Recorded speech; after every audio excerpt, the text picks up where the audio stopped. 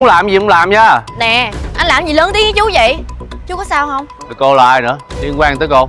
Tôi là chủ ở đây. Chú là nhân viên của tôi. Đủ liên quan chưa? À, thôi, đây tôi nói luôn. Cái ông già này nè, ngày hôm qua ăn hiếp con của tôi đó. À, thì ra cái đám nhóc chọi lá vào người chú là con của anh đó hả? Đúng là cha nào con nấy ha. Nè, cô nói gì vậy? Hả? Thôi. Là lỗi của tôi, để tôi xin lỗi. Dạ, tôi xin lỗi em. Chú có sai cái gì đâu mà xin lỗi. Thôi, ông già này có lỗi cha con tôi, xin lỗi là đúng rồi. Cô nữa, cô xin lỗi đi, lẹ lên. Tôi có làm gì sai đâu mà xin lỗi anh. Tôi chưa kiếm cha con anh, bắt anh xin lỗi là hơi lắm rồi đó. Cô ngang ngược nữa. Thôi, hai người nhịn nhau một chút đi. Trời ơi, ông tránh ra coi. Nè, chú có sao không? Coi như là bồi thường tổn thất tinh thần cha con tôi ha.